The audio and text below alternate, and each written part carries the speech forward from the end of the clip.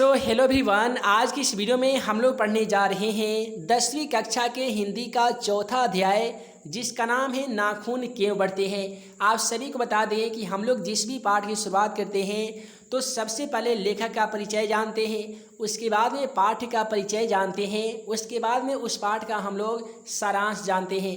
तो सबसे पहले लेखक का परिचय जान लीजिए। नाखून क्यों बढ़ते हैं, इस पाठ के लेखक हजारी प्रसाद द्विवेदी जी हैं। इनका जो जन्म था ना, ये 19 अगस्त 1907 ईस्वी को उत्तर प्रदेश के बलिया जिले के आरत दुबे छापरा नामक गांव में हुआ था। दोस्तों, इनकी जो मृत्यु हो गई थी ना, ये सन 19 मई 1979 ईस्वी को हो गई थी। इनके पिताजी का नाम था श्री अनमोल द्विवेदी और इनके माताजी का नाम था श्रीमती ज्योतिषमती। यहाँ से अब मैट्रिक एग्जाम पेपर में सवाल पूछे जाते हैं कि नाखून क्यों बढ़ते हैं, पाठ के लेखक कौन है, तो आप बता दीजिएगा कि हजारी प्रसाद द्विवेदी जी हैं। इनका जन्म कब हुआ था, तो 19 अगस्त 1907 ईस्वी के हुआ था। हजारी प्रसाद द्विवेदी जी का जन्म कहाँ पे हुआ था, तो उत्तर प्रदेश के बलिया जिले के आरत दुबे छापरा नामक गांव में हुआ था। इनकी मृत्यु कब हो गई थी, तो 19 मई 1979 ईस्वी की हो गई थी।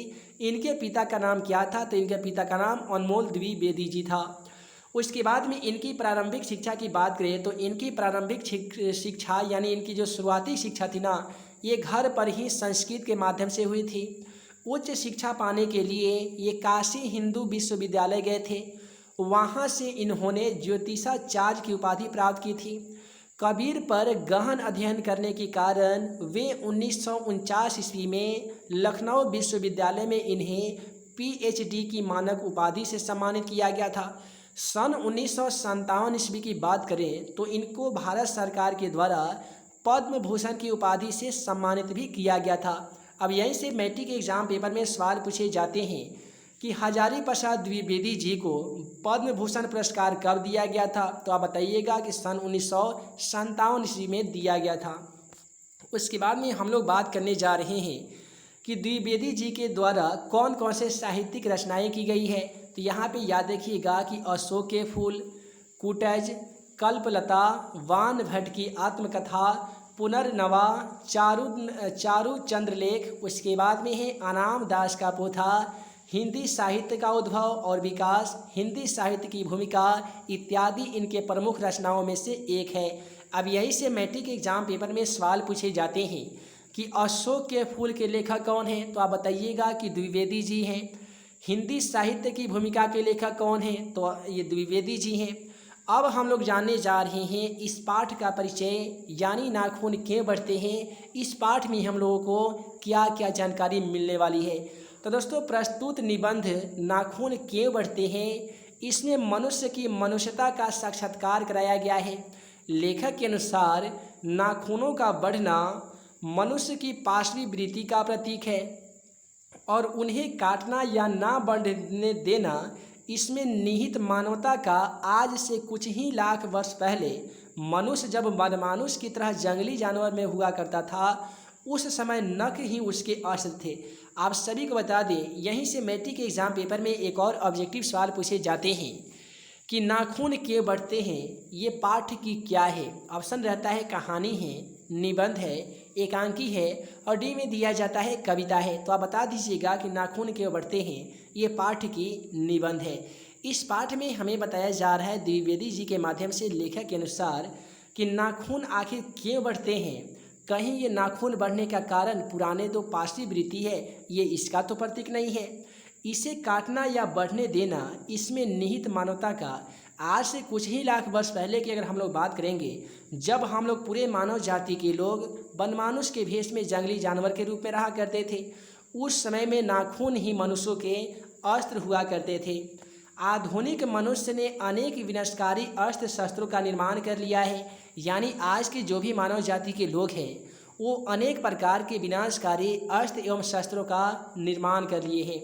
अतः नाखून बढ़ते हैं तो कोई बात नहीं, पर उन्हें काटना मनुष्यता की निशानी है। हमें चाहिए कि हम अपने भीतर रह गए पशुता के चिन्हों को त्याग दें और इसके स्थान पर मनुष्यता को अपनाएं। यानी इस पाठ में बताया गया है कि जो हमारे शरीर में आज भी नाखून जो है वो पशुता के प्रतीक है, तो हम सभी मानव जाति को चाहिए कि हम अपने अंदर से मनुष्यता की जो निशानी है ना उसको कायम रखें और पशुता के चिन्हों को हम लोग त्याग दें यानी उसे नष्ट कर दें।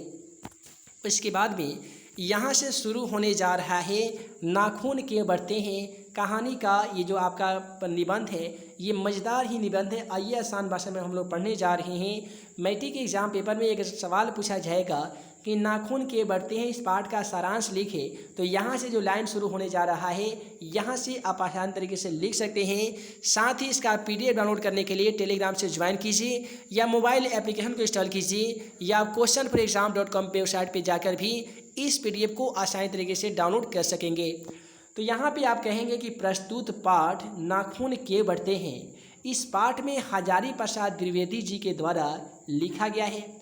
इसमें लेखक ने नाखूनों के माध्यम से मनुष्य के आदिम बर्बर प्रीति का वर्णन करते हुए उससे बर्बरतापूर्वक त्याग कर मानवीय गुणों को अपनाने का संदेश दिया गया है। यानी इस पाठ के माध्यम से लेखक द्विवेदी जी बताना चाहते हैं कि जिस प्रकार से मनुष्य में आज भी पशुता के प्रतीक जो भी नाखून है वो आज भी कायम है, तो लेखक चाहता है कि बर्बरतापूर्वक यानी पुरजोरपूर्वक उसे त्याग दिया जाए और मनुष्य अपने अंदर मानव के जो स्वच्छ गुण होते हैं वे अपने अंदर अपना ले। इसी का संदेश इस पाठ में दिया गया है। एक दिन की बात है कि लेखक की पुत्री ने प्रश्न पूछा कि नाखून क्यों बढ़ते हैं। लेखक की पुत्री, देखिए यहीं से मैट्रिक के एग्जाम पेपर में सवाल पूछा जाता है कि नाखून बढ़ने का प्रश्न लेखक के सामने किसके माध्यम से प्रकट हुआ, तो आप बता दीजिएगा कि लेखक की पुत्री के माध्यम से प्रकट हुआ था। अब लेखक की पुत्री लेखक के पास आते हैं और वो पुत्री कहती है कि आखिर हमें ये बता दीजिए कि नाखून हम लोग बार बार काट देते हैं फिर भी ये नाखून अपने आप क्यों बढ़ा करते हैं। बालिका के इस प्रश्न से लेखक हतप्रभ हो गए। प्रतिक्रिया स्वरूप लेखक ने इस विषय पर मानव सभ्यता के विकास पर अपना विचार प्रकट करते हुए आज से लाखों वर्ष पूर्व जब मनुष्य जंगली जानवर की अवस्था में रहता था तब उसे अपनी रक्षा करने के लिए हथियारों की आवश्यकता पड़ती थी। उसके लिए मनुष्य ने अपनी नाखूनों को हथियार स्वरूप प्रयोग करने के लिए बढ़ाना शुरू किया था, क्योंकि अपने प्रतिद्वंदियों से जूझने के लिए नाखून ही उसके अस्त्र हुआ करते थे। जैसे उनकी पुत्री ये सवाल पूछे कि हमें ये बता दीजिए कि नाखून क्यों बढ़ा करते हैं, तो लेखक ने कहा कि इसके अपने बालिका के द्वारा पूछे गए क्वेश्चन पे हतप्रभ रह गए, यानी सोचने पर मजबूर कर दिए कि सच में ये सच्ची बात है कि आखिर नाखून हम लोग को बार बार उसे काट देते हैं फिर भी इस प्रकार से क्यों बढ़ा करते हैं। तब उनको अपने रक्षा करने के लिए हथियारों की आवश्यकता पड़ रही थी। बहुत पहले की बात है, लाखों वर्ष पहले, जब पूरे मानव जाति के लोग वनमानुष के भेष में जंगल में रहते थे और अपने आत्मनिर्भर यानी अपने आत्म सुरक्षा करने के लिए नाखून को हथियार के रूप में इस्तेमाल करते थे और प्रतिद्वंदियों से जूझने के लिए नाखून ही उनके सबसे बड़े अस्त्र हुआ करते थे। इसके बाद पत्थर, पेड़ की डाल इत्यादि व्यवहार होने लगा, यानी नाखून के बाद पत्थर का उपयोग लड़ाई झगड़ा में लोग करने लगा, पेड़ की डाल यानी टहनियों का भी व्यवहार करने लगा। इस प्रकार जैसे जैसे मानव सभ्यता का विकास होते गया मनुष्य अपने हथियारों का भी विकास करने लगा, यानी मनुष्य के पास जैसे जैसे बुद्धि का मनुष्य प्रयोग करने लगा, मनुष्य में जैसे नॉलेज आने लगा, नॉलेज अपने आप को विकसित करने लगा, वैसे मानव जाति के लोग अपने हथियारों में भी बदलाव लाने लगे। उसे इस बात पर हैरानी होती है कि आज मनुष्य नाखून ना काटने पर अपने बच्चे को डांटता है, किंतु प्रकृति ने उसे फिर भी नाखून बढ़ाने को विवश करती है। आज प्रत्येक जितने भी गार्जियन होते होंगे उन सभी गार्जियन अपने बच्चों को डांटते हैं कि भाई इससे नाखून जो है वो तुम्हारा नाखून बढ़ गया है, इसे काट दो। सभी टीचर लोग भी अपने विद्यार्थियों को कहते हैं कि अगर जिसका भी नाखून बढ़ेगा मैं उसे मारूंगा, क्योंकि नाखून बढ़ाने की चीज़ नहीं है, आप इसे काट के पढ़ने आ जाना। तो यहाँ पे इतने पुरजोरपूर्वक विरोध करने के बावजूद भी प्रकृति नहीं चाहता है कि मनुष्य के में नाखून का विनाश हो जाए, फिर भी नाखून बार बार बढ़ा करती है। मनुष्य को अब इससे कई गुना शक्तिशाली अस्त्र शस्त्र मिल चुके हैं। इसी कारण मनुष्य अब नाखून नहीं चाहता है। यानी कहने का मतलब ये है, नाखून इंसान कब चाहता था, जब उसे फ़ायदा था अस्त्र में इस्तेमाल करने के लिए। अब अस्त्र और शस्त्र के लिए बहुत सारे विनाशकारी हथियार बन चुके हैं, जिसके कारण मनुष्य को नाखून की कोई आवश्यकता नहीं है। इसलिए सारे मानव जाति के लोग नाखून का स्वयं विनाश कर रहे हैं, यानी हमेशा इसे काटते रहते हैं। लेखक सोचता है कि मनुष्य किस ओर बढ़ रहा है। लेखक सोच रहा है कि आखिर जो मानव जाति के लोग हैं ये किस तरफ बढ़ रहे हैं, मनुष्यता की ओर या पशुता की ओर, अस्त्र शस्त्र बढ़ने की ओर अथवा अस्त्र शस्त्र घटने की ओर। यानी लेखक सोचता है कि आखिर मानव जाति के लोग आज मनुष्यता की ओर बढ़ रहे हैं या फिर जानवर की भांति पशुता की ओर बढ़ रहे हैं, अस्त्र शस्त्र बढ़ाने की ओर बढ़ रहे हैं या अस्त्र शस्त्र को घटाने की ओर बढ़ रहे हैं। आज के युग में नाखून पशुता के अवशेष बन गए हैं तथा अस्त्र शस्त्र पशुता के निशानी बनकर रह गए हैं। इसी प्रकार भाषा में विभिन्न शब्द विभिन्न रूपों के प्रतीक हैं। जैसे इंडिपेंडेंस शब्द का अर्थ होता है अनधीनता या किसी की अधीनता की अभाव, किंतु इसका अर्थ हमें स्वाधीनता, स्वतंत्रता तथा स्वराज ग्रहण किया है। यह सच है कि आज परिस्थितियां बदल गई है, उपकरण नए हो गए हैं, उलझनों की मात्रा भी बढ़ गई है, परंतु मूल आवश्यकताएं बहुत अधिक नहीं बदली हुई है। लेकिन पुराने के मोह के बंधन में रहना भी जब समय जरूरी नहीं होता है, इसलिए हमें भी नएपन को अपनाना चाहिए। लेकिन इसके साथ हमें यह भी ध्यान रखना चाहिए कि नए की खोज में हम अपना सर्वनाश ना खो दें। यानी लेखक कुल मिलाकर कहना चाहता है कि देखिए, भाषा में भी अनेक प्रकार के रूपों के प्रतीक होते हैं। भाषा भी जो होते हैं ना, अनेक शब्दों के रूपों के प्रतीक होते हैं। एग्जाम्पल के तौर पे इंग्लिश में इंडिपेंडेंस लिखा जाता है। आप सभी को मालूम होगा कि इंडिपेंडेंस डे मनाया जाता है, यानी स्वतंत्रता दिवस मनाया जाता है। इस शब्द का अर्थ क्या होता है, तो अनधीनता होता है या किसी का अधीनता होता है।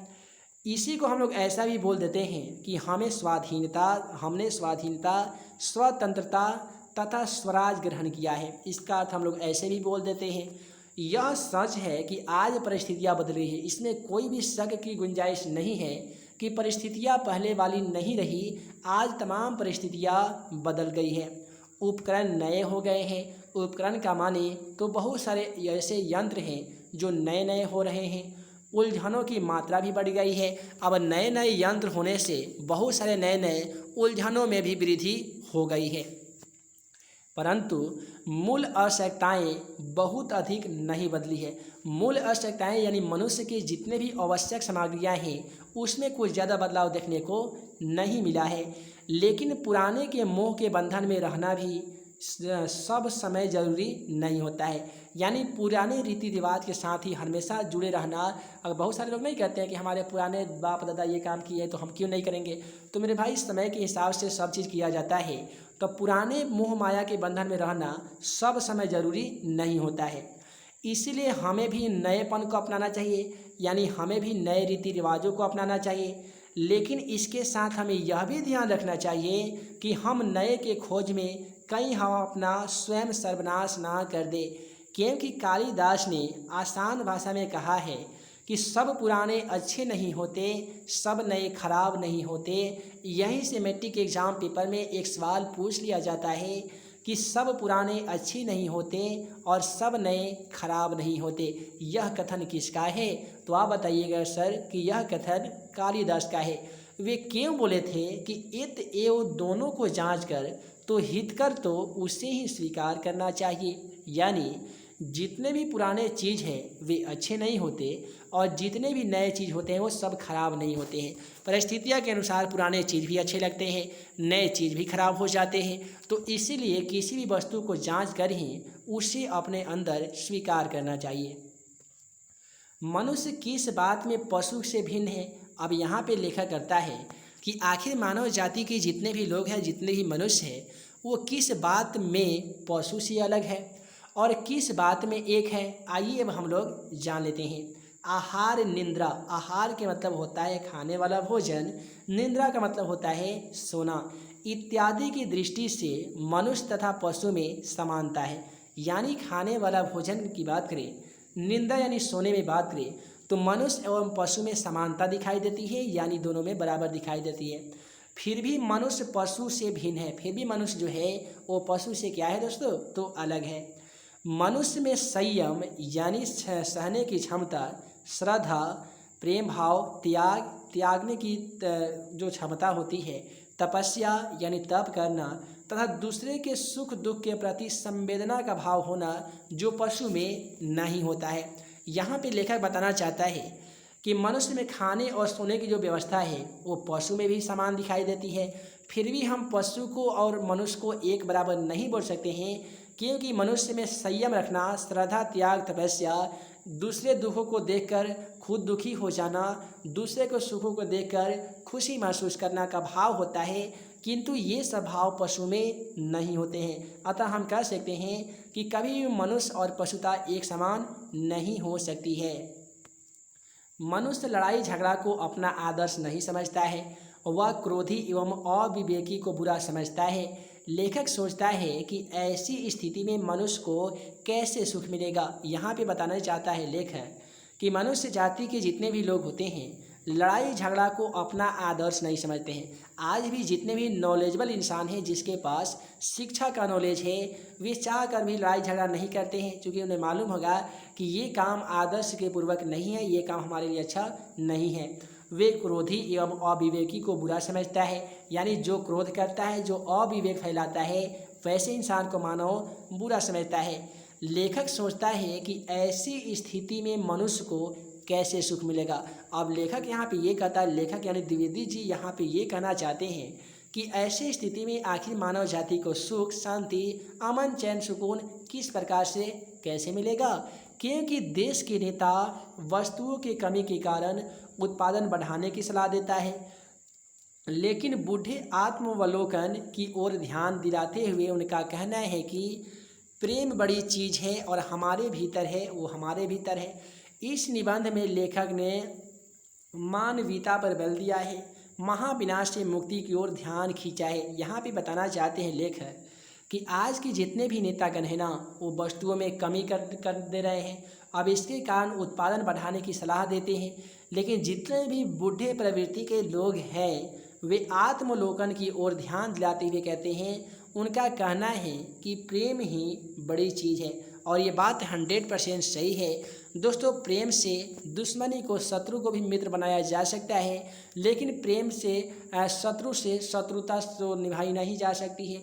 इसलिए इस पाठ में बताया गया है कि प्रेम बहुत ही बड़ी चीज़ है, जो मानव का सबसे बड़ा मानिए तो एक हथियार के रूप में इस्तेमाल किया जाता है। जो हमारे भीतर है वो सबसे बड़ी चीज़ है।